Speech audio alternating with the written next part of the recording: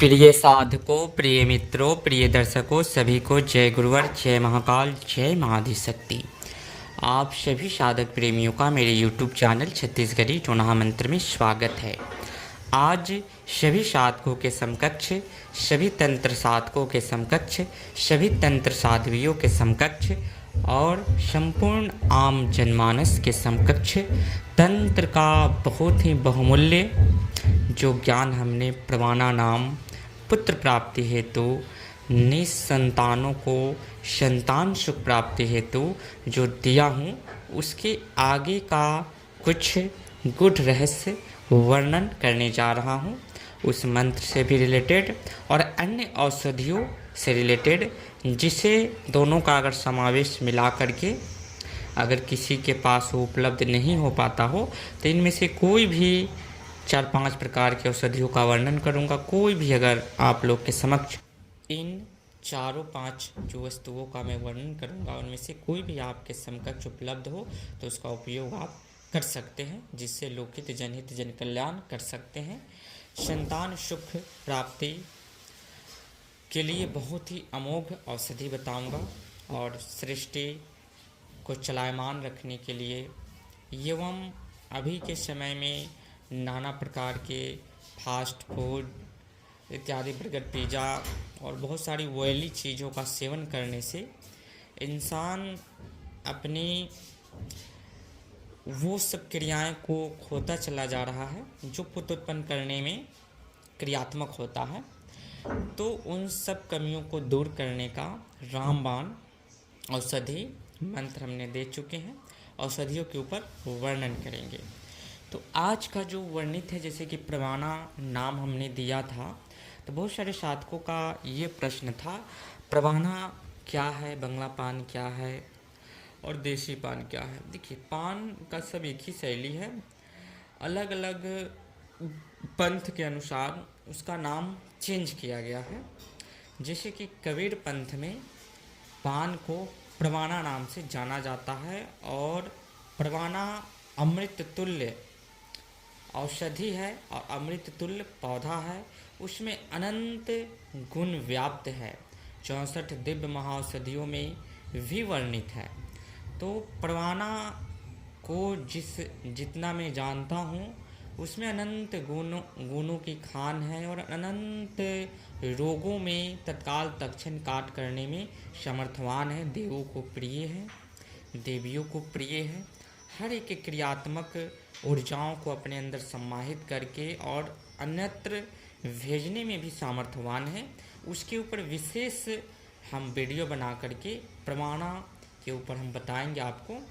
तो प्रवाना बंगला पान, देसी पान में से कोई भी हो, आपके पास पौधा लता उसकी उपलब्ध हो तो आप उसका प्रयोग कर सकते हैं। उस मंत्र सही मंत्रित करके आंचल में देना है, या ना उपलब्ध हो तो आप किसी भी दुकान से ले करके और अपने आंतरिक मन से आंतरिक लगाव को रखते हुए उस पान के पत्ते के आसपास में हल्दी कुमकुम थोड़ा सा रखना है, 1 रुपये का सिक्का रखना है और निमंत्रण देना है। अपने अंदर छवि बसाना है कि हे लता, हे प्रवाना वृक्ष, मैं आपको निमंत्रण दे रहा हूँ, इसमें अपनी वह सर्वशक्ति भेजे और मेरा अमुक अमुक कार्य है उसको सिद्ध हो। तो आप ऐसे भी कर सकते हैं।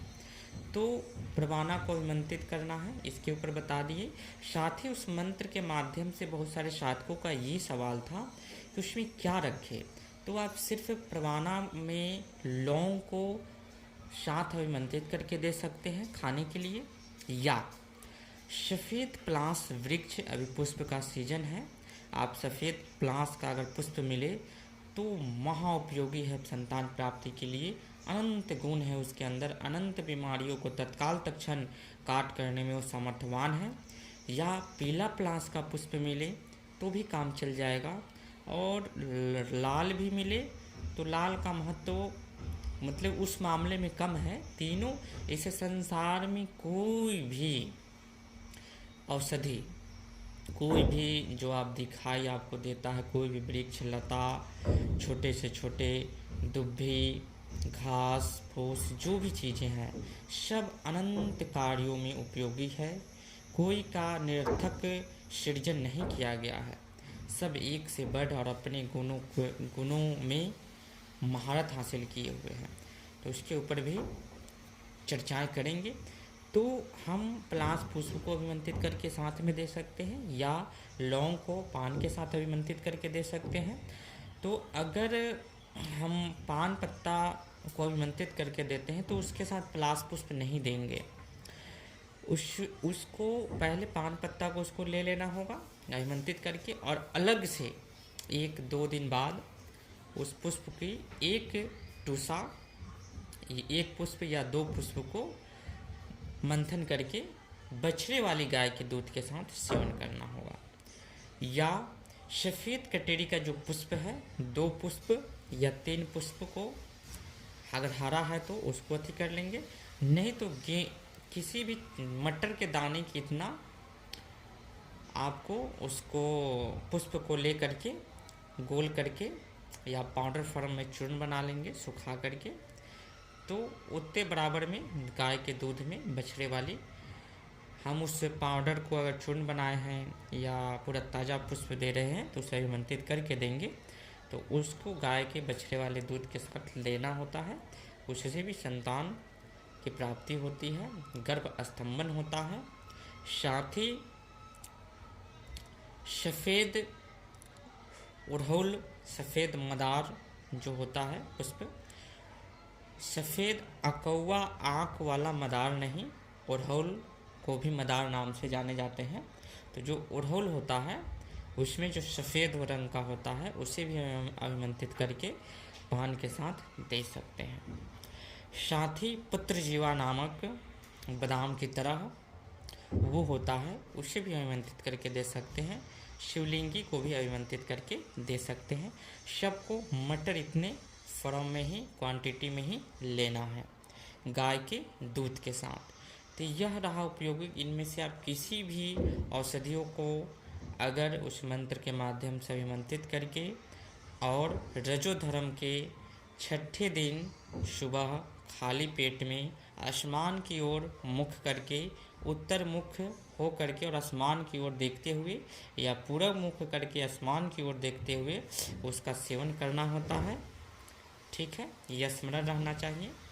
6ठे दिन से लगातार आप इन सब औषधियों को दे रहे हैं, जैसे पुत्रजीवा, शिवलिंगी हुआ, तो उसे 2 दिन या 3 दिन आप दे सकते हैं। मंत्र के बल से एक बार में ही गर्भ की स्थापना होती है।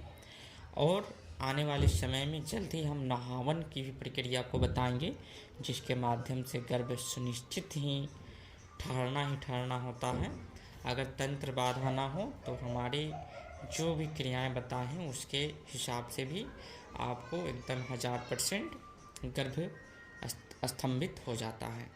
तो फिर मिलते हैं नेक्स्ट वीडियो में गुप्त लुप्त जानकारी के साथ। बने रहे हमारे यूट्यूब चैनल के साथ। जय सनातन संस्कृति, सत्यमेव जयते। जय माँ आदिशक्ति।